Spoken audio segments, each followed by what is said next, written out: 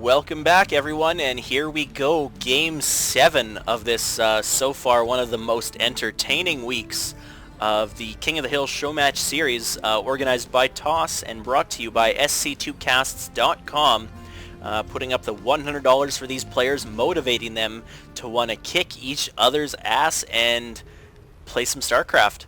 So once again, this is SchickySC. If you're not watching this on my channel, go ahead and check my YouTube channel out, youtube.com/SchickySC. And once again, big thanks to glhf.tv for streaming this live. We had about 3,000 viewers live. And this is going to be a replay casted actually because, well, I've already explained it, but if you haven't seen it, yeah, the Fraps did not record my co-caster's voice, so it was just completely one-sided and terrible. So I am recasting this game for you, and it is going to be epic. I guarantee it. Grab some popcorn, grab a drink. We're in for a long, awesome, entertaining match. As it is, it's on Delta Quadrant. This was obviously QXC's map pick, as Ret did win Game 6 to tie the series up 3-3.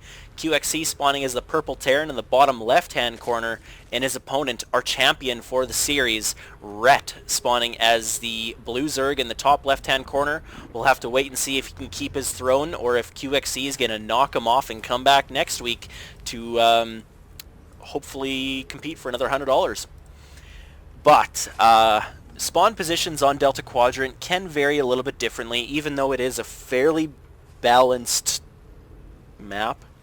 QXC would have liked to have Ret spawn in this position because of the fact that it allows him to put siege tanks up on this cliff very easily. It's really close to his main base.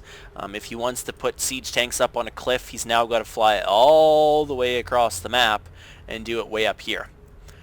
But well, maybe not. Maybe Ret's not even going to take that expansion. Maybe he's going to try to take this one and then go for a gold. I doubt he would go for this gold. He'd probably want to transition into this one. But this could lead to a very long base, or very long game. There is a ton of minerals and gas on this map. If you haven't noticed, all 4 spawn positions do have a main, a natural, a territorial, and a gold. So that's like, what, 12? No, it's 16 bases. Jeez, that's a lot of bases. 16? Yeah, totally. Ret is going to take his first base here. Obviously, he cannot take this base first because of the destructible rocks. It would be phenomenal for a Zerg place to be able to take that base, kind of like on Jungle Basin, but that is not going to happen. The scouting SCV is going to get chased out. There's 2 Zerglings here to chase him out. He's at about half health. He is going to make it back to the base. There is a couple Marines here to chase the Zerglings off. Kind of a weak wall in, though. I think if Ret chooses to go with some kind of Baneling bust, this is very susceptible to that. He can hit right here in this area and take out the reactor and the supply depot, causing QXC's production to drop drastically because of obviously possibly being supply locked and killing off that reactor. Factory, this isn't something we've seen QXC do a lot so far in this series, which is double pump the Hellions. He's got 1 out so far, and he's getting out a 2nd and 3rd one, meanwhile putting down his command center. So I like the fact that he's gearing up for his fast expansion. The factory fast expansion is a very viable opening against a Zerg player. But speed just kicked in, so these Hellions are going to be less than effective. Quickly gets surrounded and taken out. I don't think he got very many kills. Looking at the units lost tab, QXC's actually lost more resources. There's only 1 drone or 1 drone kill so far. None of those Zerglings did go down quite yet, and no, none went down at the moment either. 10 Zerglings out on the field. That is all he has. Putting up a Spinecrawler for defense against any more Hellions, which is a good thing because there's 4 Hellions on the way. And Ret already spawning that creep. I love it, love it, love it. Not spawning, spreading that creep. And the 4 Hellions are coming in, but if they don't get a good flank or a good position, they may be virtually useless.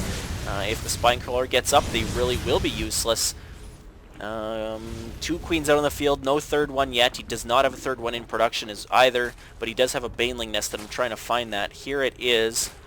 It's about 75% of the way done, almost. Once he gets that up, he will be able to pretty much fend off anything that QXC can throw at him in the early game, aside from Marauders, but of course Zerglings are great counters versus Marauders. One Zergling here takes the Xel'Naga Tower away from QXC, but he quickly kills that off, and oh no, that's a lot of Zerglings, and he gets a great surround on these Hellions. The Hellions are backed up right into the corner, and they all get picked off, and now Ret seems to be in a dominant position. He's now flying. Well, they do have wings, but jumping all of these little Zerglings into QXC's base. I thought he was going to take out the Mule and the SCVs, but he goes right for the tank. He focused on the Marauder for a bit, and then he switched over to the tank, and because of that, he got neither of the units. Instead of getting one or the other, he got neither. So with all those Zerglings dying, I think QXC brought himself back into the game. Not that he was really out of the game, he was just at a little bit of a disadvantage.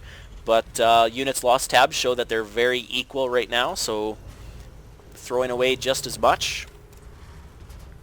Wow, I'm actually surprised at this. Once again, this isn't the first time we've seen this happen. I'm not sure how QXC does it, but he keeps up with drone production. Maybe it's the harassment causing him to overproduce lings, or causing him to put down extra spine crawlers. But either way, he's only 3 workers behind right now. And that's just a phenomenal job, because if he can keep on equal bases of Ret, he'll stand a very good chance of taking this crown away from him. Stim is on the way. It's only about 20% of the way done, so that's still got a long time. Stim takes, God, so long. Thankfully, it's cheaper. I remember back in the beta days when it was 150, and I don't think it took quite this long, but it is 140 seconds, which is equal to, what's the tech? Warp Gate technology from Protoss.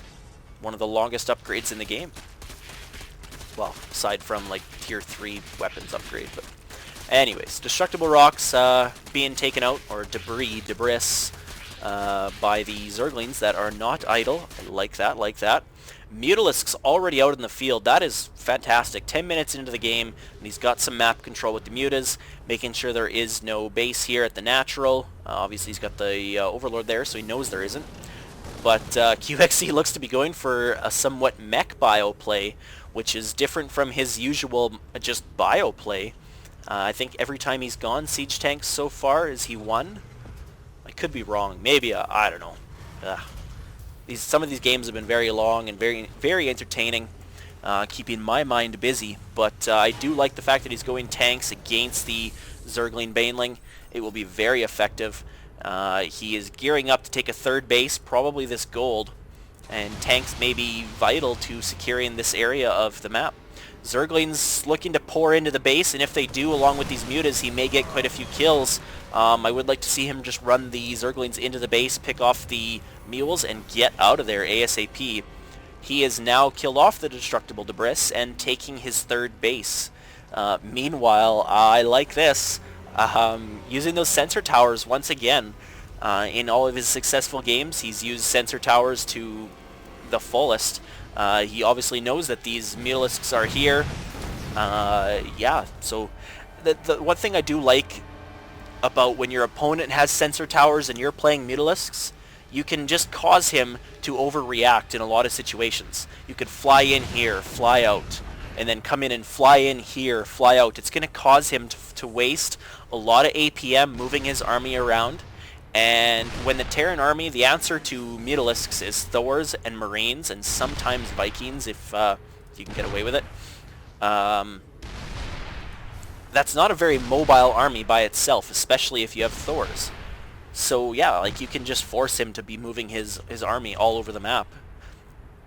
The Mutas are going to come in here and engage. They may be able to pick off a siege tank, but no, the Marines are there. If they try to come in, they will get picked off. Building armor, that's an interesting upgrade. Terran building armor adds +2 armor to your buildings. That's not a bad idea. It looks like he's gearing up to be a little bit more defensive or a little bit more passive, and I wonder if Ret knows about this, but more than likely not. Coming in from a side attack here, there is only 2 turrets in the mineral line. Oh, sorry, 4 turrets. 2 more here. Picking off that look like supply depot? Yeah, more than likely just a supply depot.